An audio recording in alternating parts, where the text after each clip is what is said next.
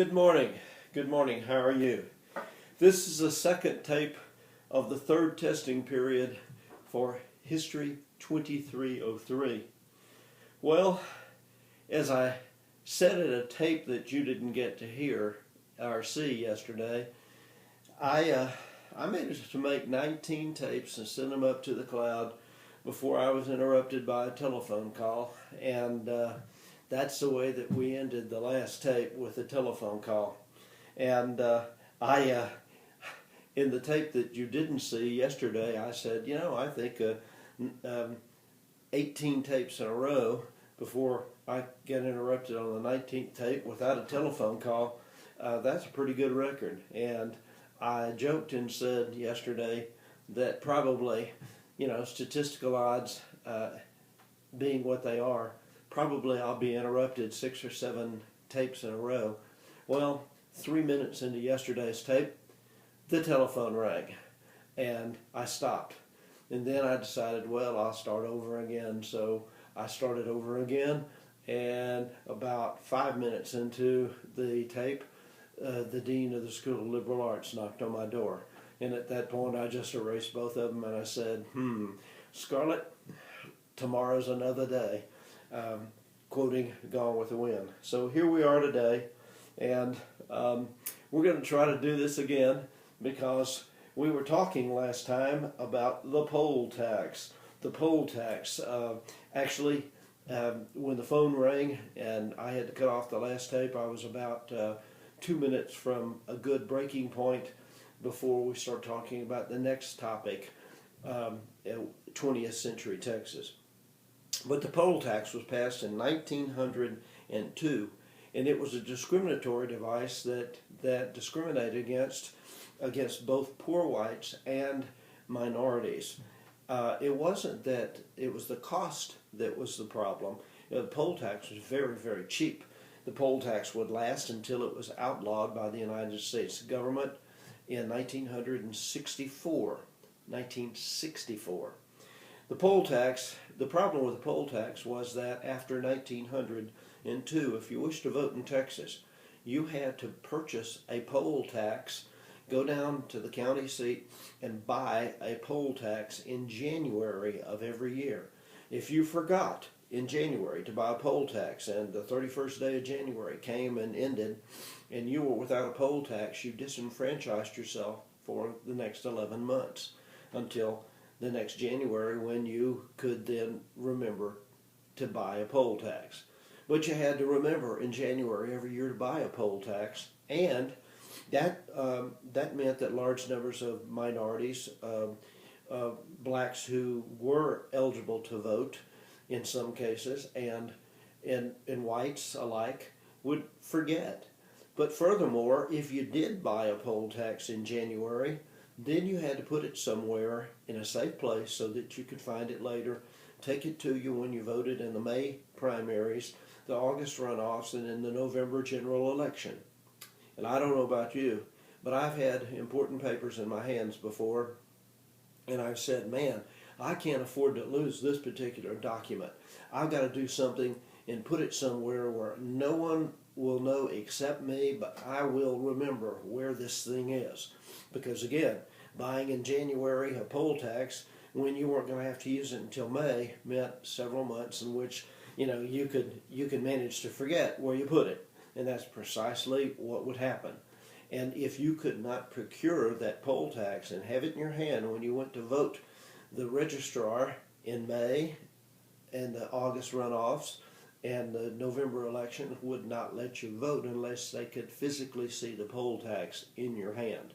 And so the poll tax was used to discriminate in a very subtle way against poor whites and blacks and minorities by forcing one to buy and then keep up with a poll tax.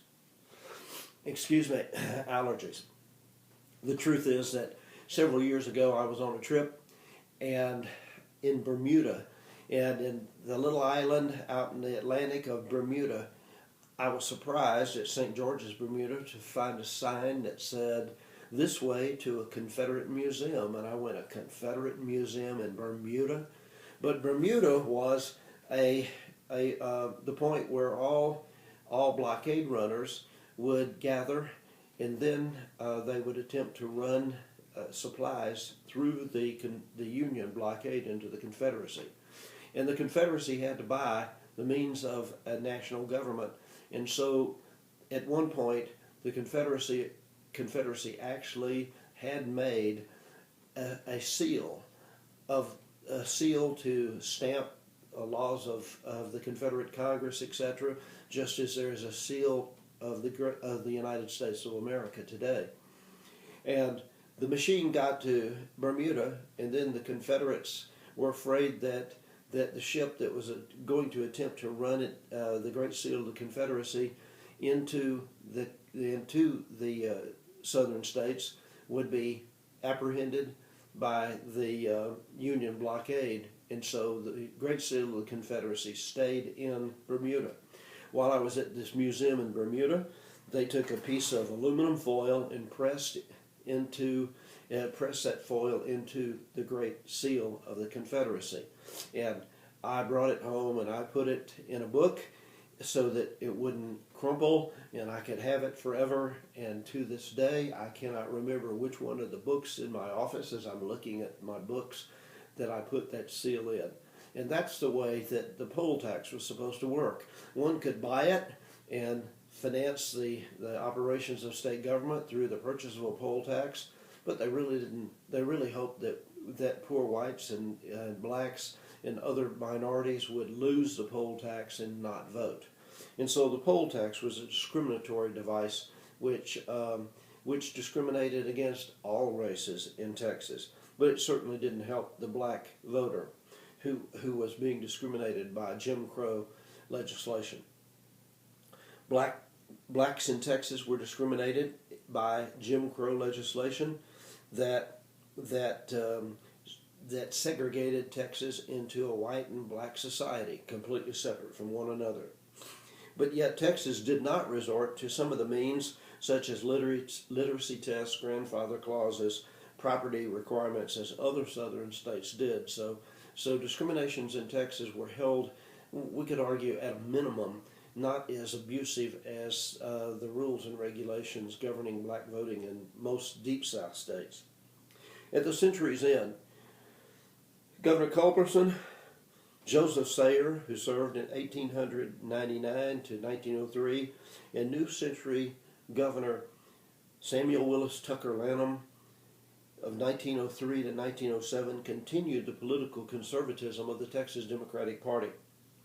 Colonel E.M. House of Austin, Texas, and Senator Joseph Bailey were both conservatives, and Bailey was our United States Senator representing Texas in the U.S. Senate. And they were politically conservative, and these Redeemer Democrats continued the tradition of conservatism in Texas. Well, that actually is an end where I wanted to be in the last tape, but I want to go forward with the next topic called Life in Early 20th Century Texas.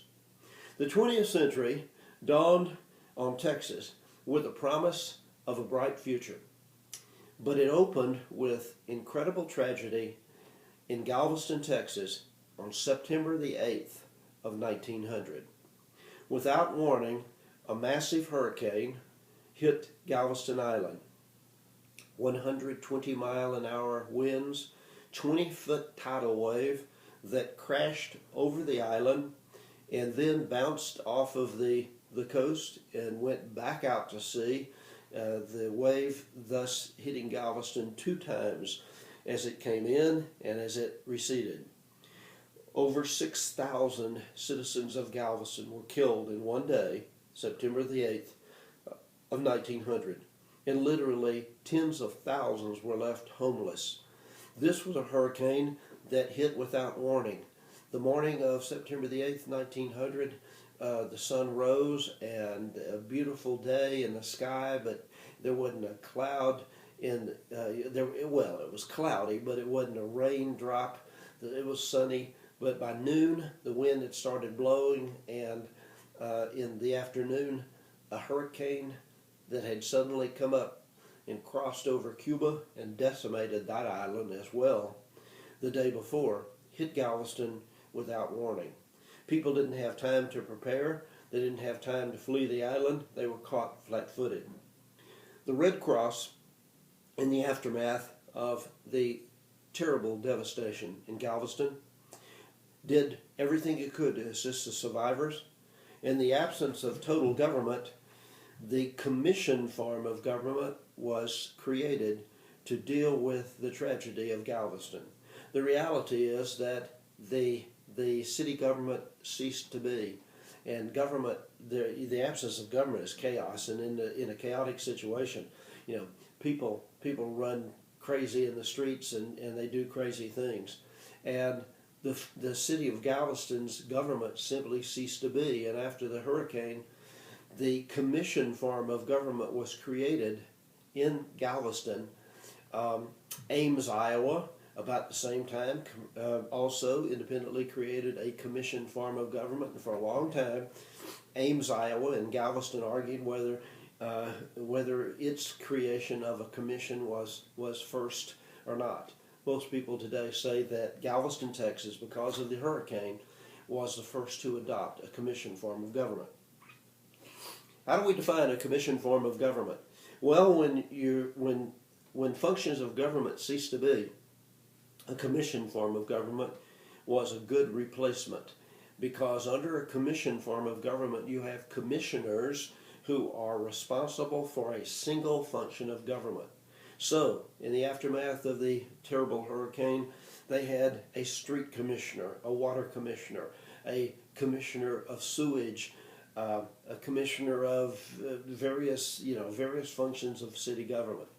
A commission form of government is good because under those chaotic circumstances, if someone had a problem with procurement of water, one person, a water commissioner, was responsible for that particular function of government, and it made accountability a very good and very positive thing in the aftermath of having no government as a result of this terrible hurricane.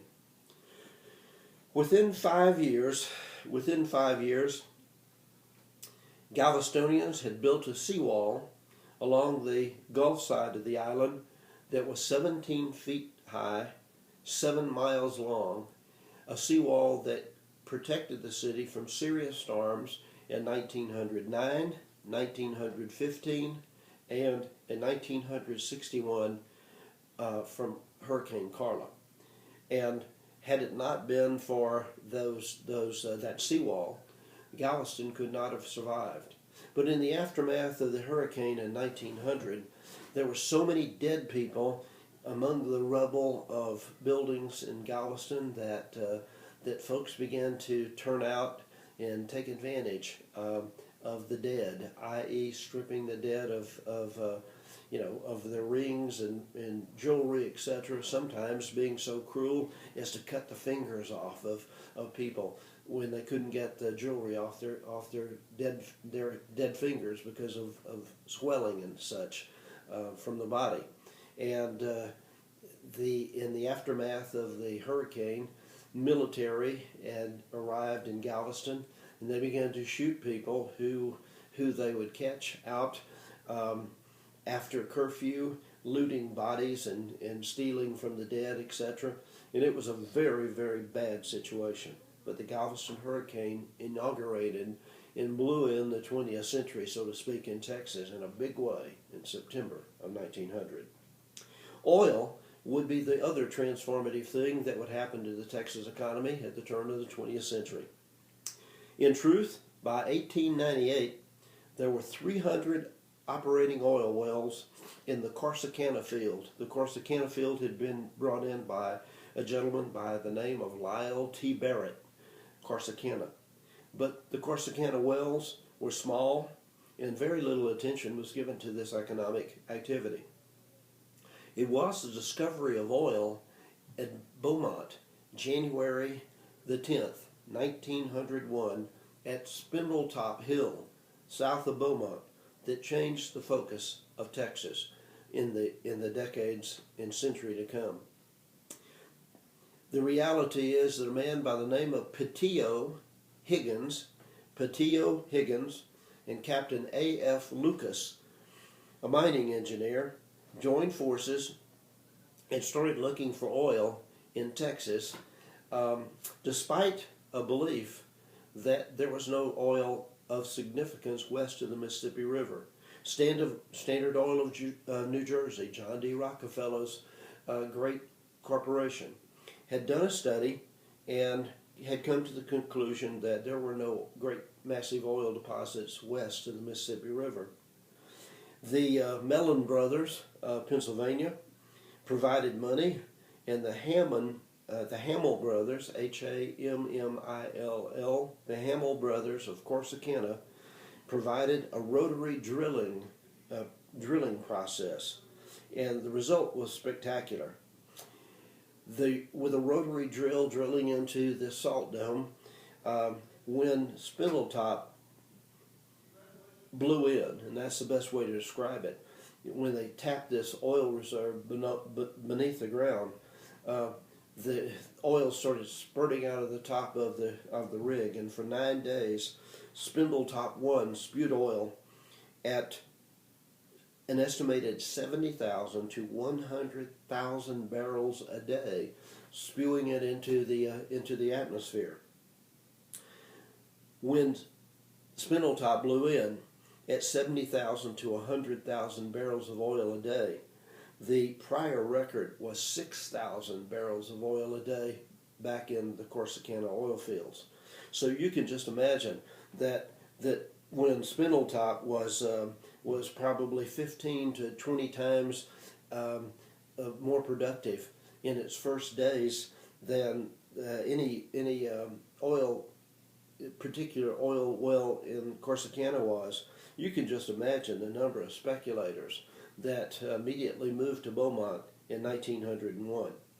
In 1901, Texas chartered 491 oil companies, which claimed a total capitalization of $239 million. The largest was Houston Oil at $30 million. But some of the oil companies of today went into very quickly into the East Texas oil field. J.M. McGuffey, owned by the Mellons, eventually became Gulf Oil. J.S. Culligan, who had organized the Corsicana field, teamed with former Governor James Stephen Hogg, J.W.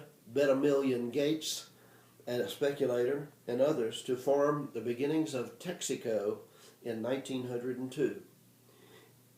Humble, H-U-M-B-L-E, which is today Exxon, Magnolia Petroleum, and Sun Oil also trace their beginnings to the Beaumont field because of the lucrative nature of this oil field.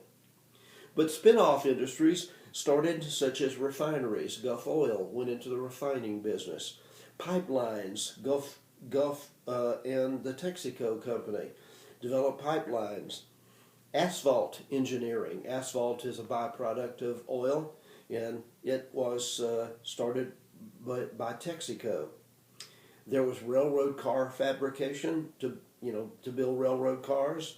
There were machine shops. There was oil and gas law. There was engineering, geological studies, real estate firms, natural gas production firms, and carbon black plants. Carbon black plants became the beginnings of the petrochemical industry in Texas. All of this started as a result of Spindletop blowing in 1901. But yet there were other salt domes and other spectacular, discoveries in East Texas, such as at Sour Lake in 1902, Batson, B-A-T-S-O-N, in 1903, Humble, the city of Humble, H-U-M-B-L-E, 1905, and Goose Creek in 1908. All were exploited, and all these fields were exploited using rotary drills, improved bits, and secondary recovery measures, which meant that oil would become fundamentally important to the Texas economy.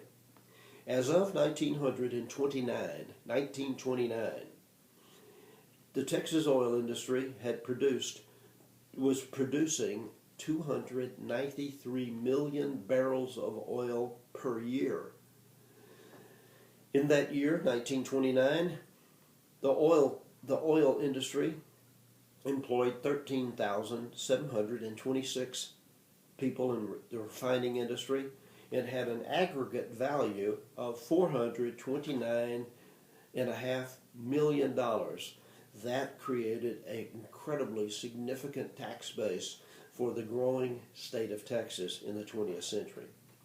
In these oil field boom towns, lawlessness became so bad that almost in every case Texas Rangers had to be utilized in each of these oil field, these boom towns. Physical and environmental problems often occurred because there was no proper spacing between wells. If a person brought in a successful well and they were at the edge of a piece of property, and I could buy the property next door, I would put in an oil well 2 feet away from a successful one in order to hopefully tap that same source of oil in the ground, even though it might be underneath my neighbor's property, etc. And so there was no proper spacing of wells. At Breckenridge, in the city of Breckenridge in 1920, 200 derricks arose within the city limits, with several thousand in the immediate area of the city of Breckenridge. Fire and health hazards abounded because all you had to do is have a spark and you were going to have a tremendous blowout of a rig and an oil well as a result. With its water supplies completely ruined, Corsicana, Texas became the first major city in Texas to require casings to be used in oil sands, and Corsicana required that all abandoned wells be fully capped to prevent environmental damage to water sources. Only after 1918 and the end of World War I would the Texas Railroad Commission prorate production in order to expand the amount of oil coming out of any particular oil field.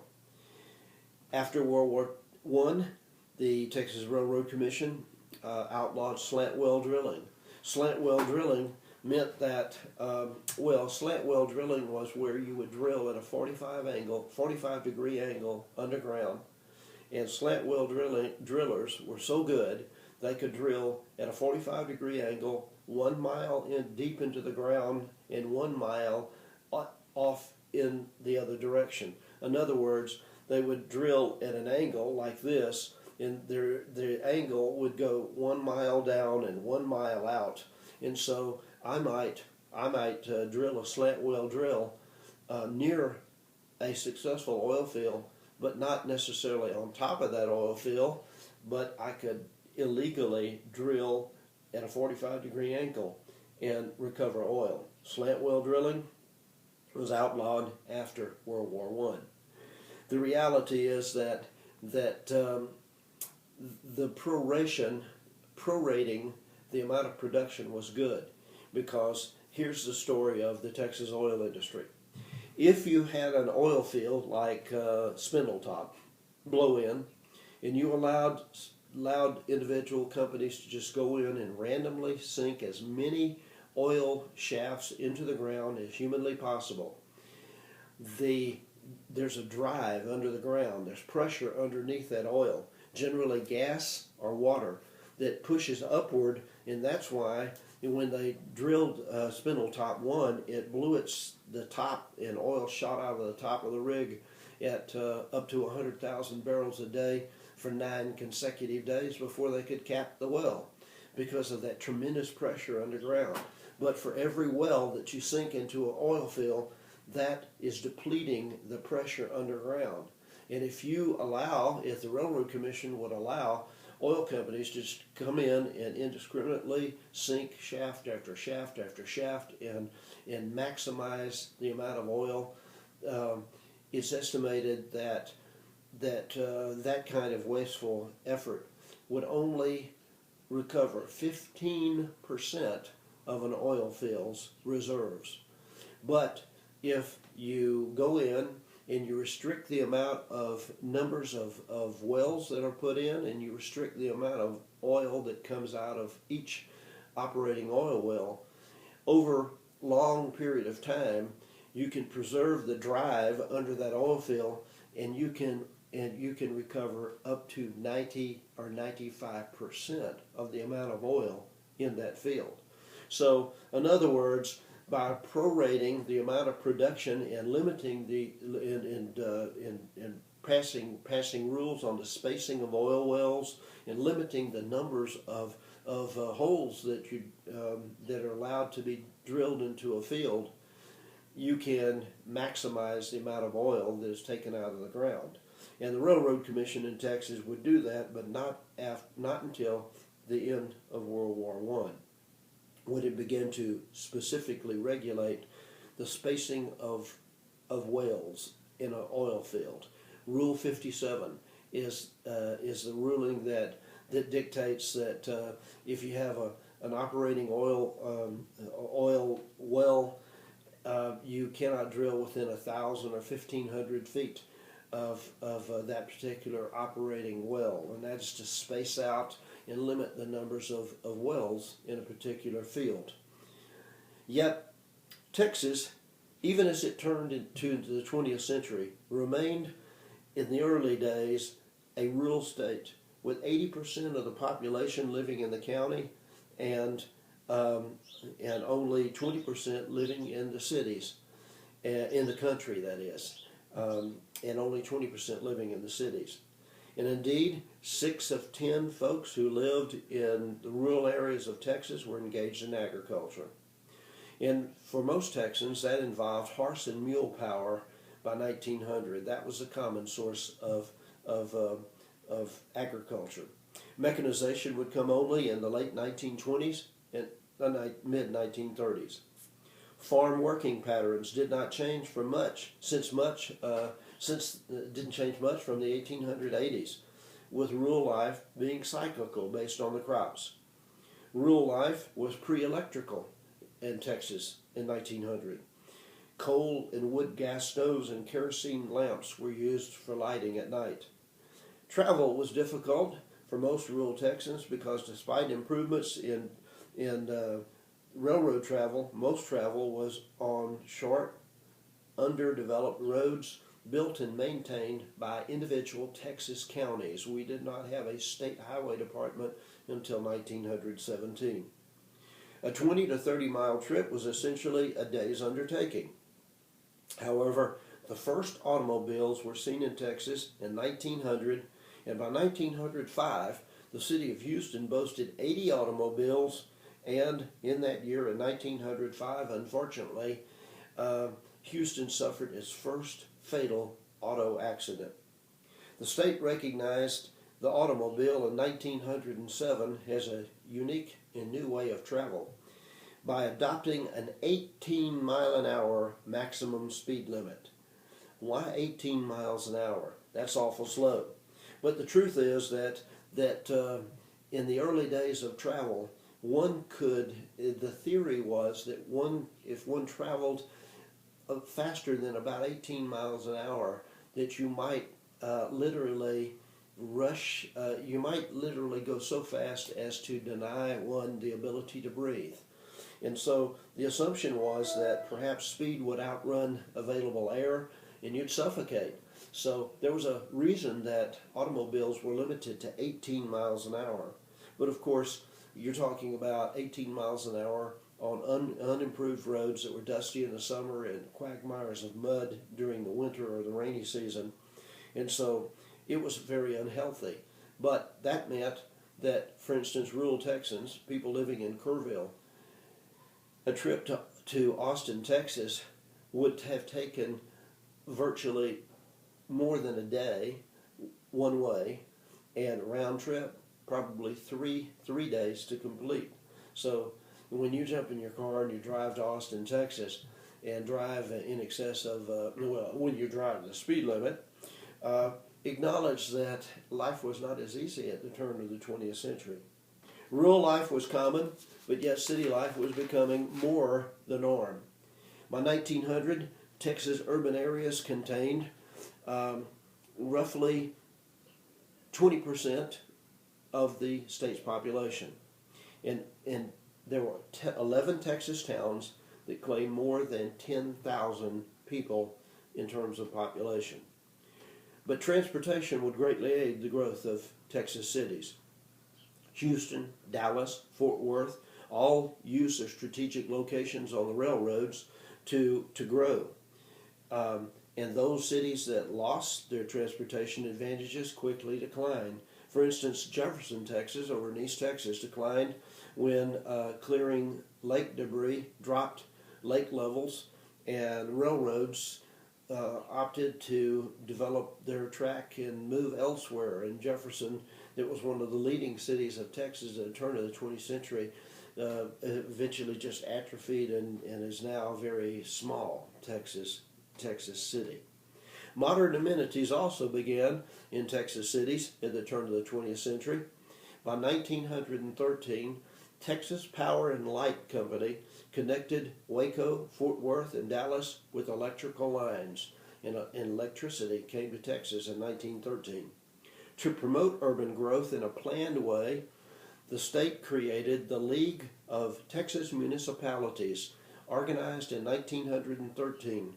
And the League of Texas Municipalities advocated, quote, "City Beautiful, public parks, green areas, zoological gardens, and recreational facilities," end quote. Because many people moving from the rural areas of Texas to the city said, wow, we miss the green and asphalt and concrete jungles of the city life. We miss the green outdoors of rural areas. And so the League of Texas Municipalities promoted City Beautiful with parks and recreational areas, green zones, etc. The growth of Texas cities in turn attracted job opportunities that attracted more and more rural men and women. Rural workers in general earn less than 1/3 of what one could earn in the cities of Texas. And but yet the cost of living doubled from 1913 to 1920, so the increases in earning power were essentially negated due to the growth of the American economy. The growth of cities also meant a decrease in child labor and fewer children working on the farms, and that was good. The number of employed children aged 10 to 15 years of age declined from 20% in 1900 to just 7% in Texas in 1930. And aiding and abetting the end of child labor was a compulsory school attendance law in 1915 and state regulatory laws which continued to push down the numbers of Texas child laborers. So at the turn of the 20th century, we were attempting to eliminate child labor and to put more children in the public schools of Texas. Education had to be improved by the turn of the 20th century. And indeed, the public school term was extended from 4 months to 6 months in duration. It's now nine and a half months, and some people say it ought to be 10.5 months. In 1901, the state of Texas authorized a procedure to assist in the construction of school buildings, and independent school districts, ISDs, were created. And independent school districts by 1904, 90% of these school districts were taxing property in order to help build buildings, school buildings. Yet county schools lag behind their counterparts in the cities of Texas. Texas schools ranked from 28th to 42nd in a ranking of the 46 states by 1902, depending on which ranking was being utilized. But we know by 1900, urban children in Texas had on average $8.35 a year spent on them. If you went to school in a city school, you could expect $8.35 per student to be expended, but rural school children only had $4.97 on average expended on rural education. One other statistic: the average school term of 1900 was 162 days in the cities, and rural schools had an average of 98 days a year. Why? Because rural school children were expected to take off time to plant, to hoe the fields, and to harvest the crops. And so 98 days was probably a luxury for them. But on the other hand, children in urban schools in Texas cities went to school 162 days a year. So who got the better education? I would argue that the children that went to school for 162 days got a better education than those who went to school for just 98 days. Yet by 1900, rural schools held 75% of all Texas school-aged children. So clearly there was a need to improve education in the state of Texas. With that, I'm going to bring this second lecture successfully to a conclusion before somebody calls or shows up at my door, and we will we'll put this in the cloud today, and then we'll continue taping for the third testing period of History 2303. So for now, I'm going to say goodbye. I'll see you around campus. I'll see you in the clouds. Hang in there and study, study, study for your upcoming tests. Let's improve our grades on the second and subsequent tests of the semester. See you later and see you around.